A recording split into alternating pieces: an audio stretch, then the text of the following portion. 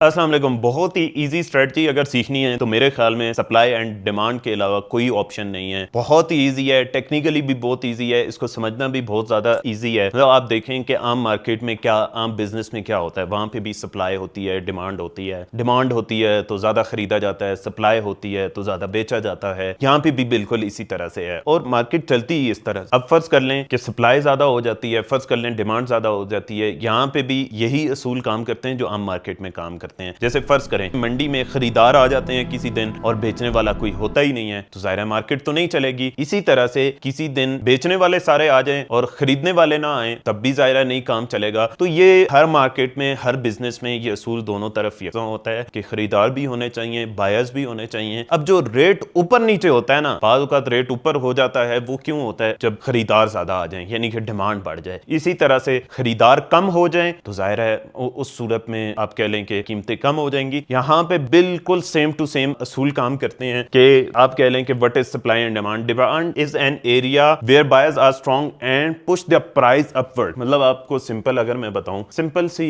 चीज है कि आपको डिमांड किस तरह से डिफाइन करनी है। जैसे फर्ज करें अचानक से मूव हो रही है, किसी जगह से बहुत ही ऊपर चली जाती है या बहुत ही ट्रेंड बाय साइड में चला जाता है, तो इसका मतलब क्या हुआ कि जहां से स्टार्ट हुआ वो ट्रेंड, जहां से मार्केट अपवर्ड तेजी से जाना शुरू किया उसने, वो एरिया क्या था? वहां पे डिमांड था। और फर्ज करें कि कहीं से मार्केट बहुत तेजी से गिरना शुरू हो जाती है। सप्लाई क्या है? Supply is an area where sellers are strong and push the price downward. यानी कि यहीं से फर्ज करें कि अचानक से प्राइस नीचे गिरना शुरू कर देती है और बहुत ही नीचे आ जाती है, तो इसका मतलब ये था कि इस जगह पे कहीं पर सप्लाई मौजूद है कि जो मार्केट को पुश कर रही है कि वो डाउनवर्ड जाए या नीचे जाए। बहरहाल अब आगे चलते हैं, हम इसकी एग्जांपल्स देखने की कोशिश करते हैं। ये एक इसकी है, आप कह लें कि एग्जांपल। अब सिंपल सी मैं एक एग्जांपल दूं, वो ये कि फर्ज करें डिमांड को आम मार्केट से अगर रिलेट करते हैं, तो आम मार्केट से रिलेट इस तरह से करते हैं कि हम सब्जी मंडी की मिसाल ले लेते हैं या फ्रूट मंडी की मिसाल ले लेते हैं। अब जैसे सर्दियों में माल्टे बहुत ज्यादा खाए जाते हैं, कसरत से खाए जाते हैं, जूस भी बनता है, ये वो सब कुछ। अब सपोज जब वो बन रहे हैं बागों में, बागात में, तो वहां पे अब जो बड़ा ताजर है उसको पता चल जाता है, उसके ट्रक्स होते हैं। अब ऐसा नहीं होता कभी भी कि वो सारे के सारे आम एक ही दिन में उतरेंगे, एक ही दिन ट्रकों में फुल होंगे और आ जाएंगे। ऐसे होता है, मतलब नॉर्मली कैसे होता है कि फर्ज कर लें कि यहाँ पे हम सपोज करते हैं कि एक एरिया है, जैसे माल्टे कहाँ पे ज़्यादा बन रहे होते हैं, फर्ज कर लें मेरे ख्याल में पाकिस्तान के इलाके जनूबी पंजाब में ज़्यादा बनते हैं, नॉर्थ पंजाब हम लिख लेते हैं, वहाँ पे ज़्यादा माल्टे होते हैं। वहाँ पे कोई एक स्पेसिफिक एरिया है, वहाँ पे 1000 ट्रक्स मौजूद हैं, 1000 ट्रक्स मौजूद हैं।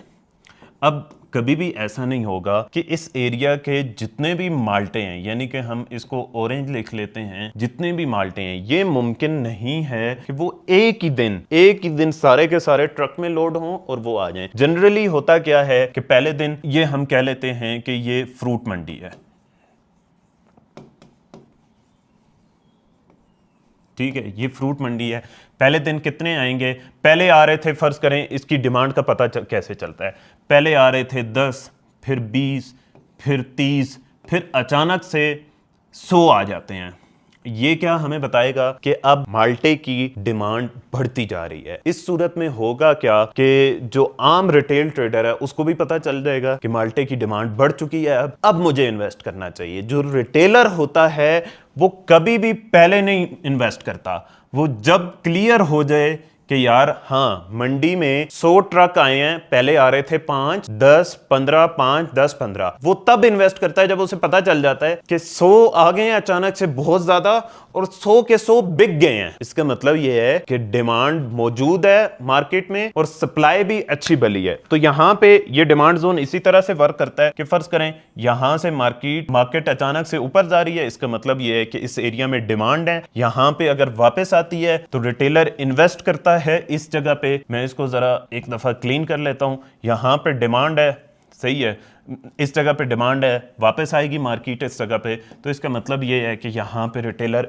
इन्वेस्ट कर सकता है इस जगह पे, यहाँ पर उसे इन्वेस्ट करना चाहिए। इसी तरह से सप्लाई की हम बात कर लें कि फर्ज करें कि आपको पता चल जाता है कि यार अब ऑफ सीजन हो चुका है, अब मजीद डिमांड नहीं है, अब आ रहे हैं 100 ट्रक्स, क्या 20 ट्रक्स आ रहे हैं, वो भी नहीं बिक रहे। उस सूरत में ज़ाहिर रिटेलर को सेल करना चाहिए, वो चीज़ उसको ज़्यादा नहीं रखनी चाहिए।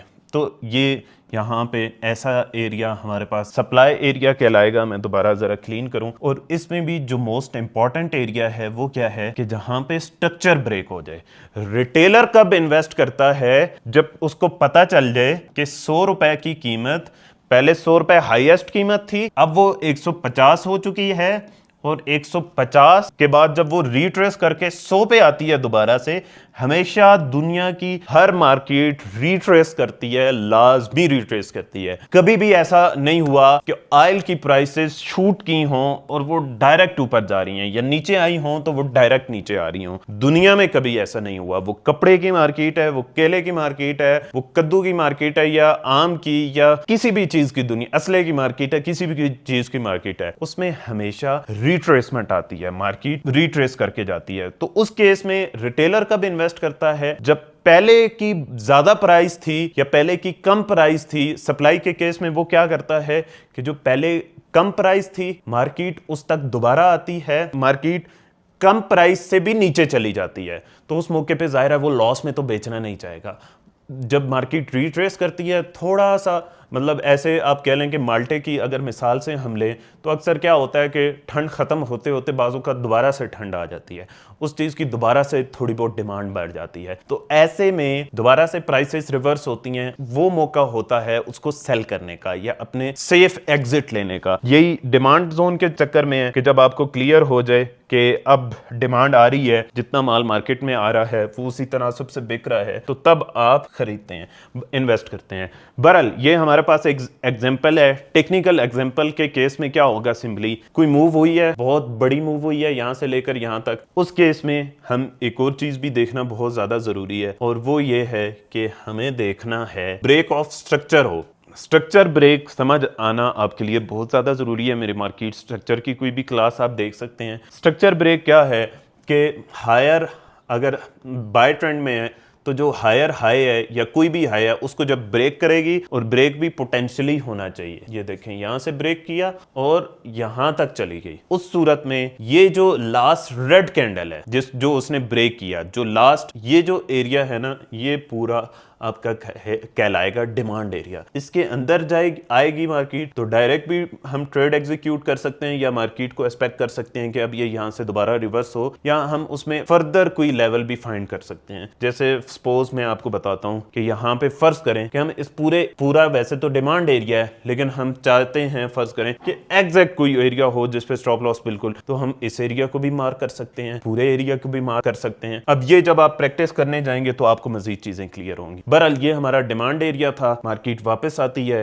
इसमें हम ट्रेड सिंपल इस तरह से करते हैं, नीचे स्टॉप लॉस लगाते हैं, और ये ट्रेड मतलब सप्लाई एंड डिमांड सिंपल है। आपने दो चीजें देखनी है, यहाँ पे मैं लिखता हूं, आपने ब्रेक ऑफ स्ट्रक्चर देखना है, आपने पोटेंशियल मूव देखनी है। पोटेंशियल मूव, टेंशियल के पता नहीं स्पेलिंग मुझे सही आते हैं कि नहीं, पोटेंशियल मूव बहुत ज्यादा जरूरी है, मतलब सप्लाई एंड डिमांड के लिए। Break of structure, potential move और ट्रेंड की डायरेक्शन आपको पता होना चाहिए। आपको पता होना चाहिए कि ट्रेंड क्या है। ट्रेंड आपको पता होगा तो आपके लिए सप्लाई एंड डिमांड को ट्रेड करना बहुत ज्यादा इजी है। बहरहाल अब आगे जाते हैं अगली मिसाल पे। ये एक मिसाल है, यहाँ पे आप ये देखें कि मार्केट ने स्ट्रक्चर ब्रेक किया है। ये हमारे पास BOS है, यानी कि break of structure. Break of structure हुआ है, ब्रेक ऑफ स्ट्रक्चर हो जाने के बाद ये जो इसका बेस एरिया था, ये हमारा था डिमांड जोन। मार्केट जब वापस आती है तो यहाँ से, यानी कि आप कह लें कि लास्ट जो इसकी प्राइसेस थी, इसको मैं क्लीन करता हूं जरा, लास्ट उसकी प्राइसेस यहाँ पे कितनी थी, हम सपोज कर लेते हैं कि 110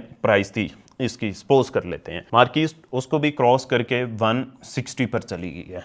इसका मतलब ये है कि प्राइसेस ज्यादा हैं, और प्राइस ज्यादा होना स्टार्ट कहां से हुई है, ऑर्डर ज्यादा आना स्टार्ट कहां से हुई हैं, इस जगह से आना स्टार्ट हुए हैं। तो मार्केट अगर वापस उस जगह पे आती है तो ये हमारा हाई प्रोबेबिलिटी एरिया होता है, जहां से बाय के चांसेस बहुत ज्यादा होते हैं। अभी इस केस में सिंपल हम नीचे स्टॉप लॉस रखते हैं और ऊपर टेक प्रॉफिट रखते हैं। इसी तरह से आ जाते हैं सप्लाई जोन पे। सप्लाई जोन में भी सिंपल ऐसे है, इसमें कुछ मैं आपको अलहदा से बताता हूँ कि कुछ अलहदा से भी आप कर सकते हैं। जैसे ये देखें, ये एक एरिया था, ऑर्डर ब्लॉक भी था। ऑर्डर ब्लॉक अगर आप लोगों को पता है, ये स्ट्रक्चर ब्रेक हुआ है यहाँ पे, और स्ट्रक्चर ब्रेक भी बहुत पोटेंशियली हुआ है। मतलब इसमें ये नोट रख लें कि पोटेंशियल, मैं यहाँ पे लिख भी देता हूँ, पोटेंशियल मूव बहुत ज़्यादा ज़रूरी है। पोटेंशियल मूव के बगैर आप ट्रेड नहीं करेंगे।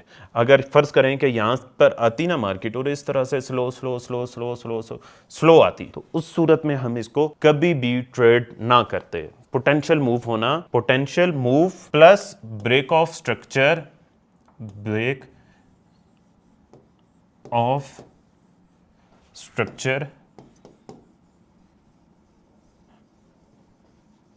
बहुत ज़्यादा हमारे लिए ज़रूरी है। ये दो नोट कर लें, इसके बगैर हम ट्रेड नहीं करेंगे। अब इसमें भी सप्लाई एंड डिमांड में भी, सप्लाई होगी तो जाहिर है वो टॉप पे सप्लाई होगी, बॉटम पे डिमांड होगी। तो ऐसे मौके पे हमने क्या करना होता है कि वहां पे बॉटम पे और टॉप पे आप कोई ऑर्डर ब्लॉक फाइंड कर सकते हैं, कोई सपोर्ट या कोई फेयर वैल्यू गैप, ये चीज़ें आप फाइंड कर सकते हैं। तो इससे आपके लिए सप्लाई एंड डिमांड को ट्रेड करना बहुत ज़्यादा इजी हो जाएगा। अब नेक्स्ट एग्जांपल में यहाँ पे चलते हैं। अच्छा, इसमें एक और मैं आपको पते की बात बताता हूँ जो बहुत ज़्यादा आप लोगों के लिए ज़रूरी है। वो ज़्यादा ज़रूरी ये है कि देखें, अगर इसमें ये वाला स्ट्रक्चर बनता है ना, ये कि स्वीप होती है जिसे हम कहते हैं स्टॉप लॉस हंटिंग, ठीक है, स्टॉप लॉस हंटिंग जिसे हम कहते हैं, वो अगर होती है और उसके बाद सप्लाई आती है, यानी कि ये स्टॉप लॉस हंटिंग हुई है, तो ये जो एरिया होगा ना, ये बहुत बेस्ट होगा। वैसे तो ये पूरा एरिया सप्लाई कहलाएगा। इसके दरमियान में कोई आपको फेयर वैल्यू गैप मिल जाता है या इसके दरमियान में आपको कोई ऑर्डर ब्लॉक मिल जाता है, मार्केट रिट्रेस करती है, तो वो हमारा एग्जैक्ट वो वाली जो जगह है, वो हमारा ऑर्डर ब्लॉक या फेयर वैल्यू गैप, वो बेस्ट हमारा सप्लाई जोन होगा। यहाँ पे इस केस में देखें आप, यहाँ पे कि मार्केट नीचे आई है, ये उसने लो ब्रेक किया है। कौन सा लो? ये वाला लो ब्रेक किया है। ब्रेक करने के बाद ये लो भी ब्रेक किया है, फिर ये भी ब्रेक किया है। ब्रेक करने के बाद वापस आई है इस जगह पे, ये सप्लाई एरिया था इसका, वहाँ से रिट्रेस हुई है। अच्छा, ऐसी जगह पे ना आप कोई कंफर्मेशन भी देख सकते हैं, यानी कि एक तो ऑलरेडी कंफर्मेशन है, वहाँ पे आने के बाद मार्केट ने कोई इस तरह की रिजेक्शन वाली कैंडल बनाई है, एक बनाई है या दो बनाई हैं, मतलब यहाँ पे लिख लेता हूँ, वो डॉजी भी हो सकता है और वो हैमर भी हो सकता है, और वो आप कह लें कि बल्कि हैमर नहीं, सेल के केस में शूटिंग स्टार होता है, शूटिंग स्टार भी हो सकता है वो। इसके अलावा कोई भी रिजेक्शन की कैंडल्स हो सकती हैं। मेरी कंफर्मेशन वाली वीडियो में जाएंगे तो वहाँ पे आपको इजी पता चल जाएगा। तो ये सिंपल से सप्लाई एंड डिमांड का कंसेप्ट है। ट्रेंड आपको पता होना चाहिए। एक दफ़ा मैं आपको ज़रा ये भी बता देता हूँ कि टाइम फ्रेम अलाइन करना आपके लिए बहुत ज़्यादा ज़रूरी है। इसमें आप कैसे कर सकते हैं कि फ़र्ज़ करें आप डेली के टाइम फ्रेम में देख रहे हैं, तो उसके साथ आप H4,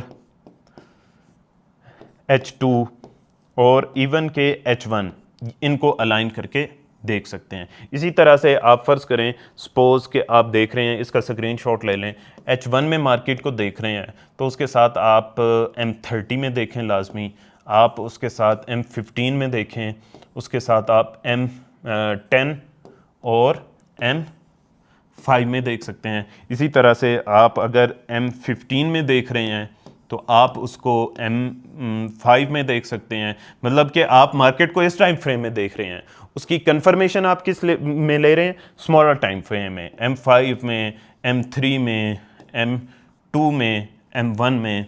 ये जो टाइम फ्रेम्स हैं इनमें आप कंफर्मेशन फाइंड कर सकते हैं कि बड़े टाइम फ्रेम में आपको ट्रेंड की डायरेक्शन का पता चला है, जब वापस आई है तो वहाँ पे स्मॉलर टाइम फ्रेम पे आप फाइंड करेंगे कि कोई इस तरह की रिजेक्शन कैंडल मिल जाए या कोई बुलिश इनगल्फिंग मिल जाए या कोई इस तरह की कंफर्मेशन मिल जाए कि जिसकी बुनियाद पे आपकी एंट्री थोड़ी सी सेफ हो जाए। बहरहाल ये सब अब डिपेंड करता है कि आपकी प्रैक्टिस कितनी है। वीडियो को लाइक करना ना भूलिएगा और कमेंट करके बताइएगा अगर आप चाहते हैं कि कोई और वीडियो हो किसी और टॉपिक पे। दुआ में याद रखें। अल्लाह हाफिज़।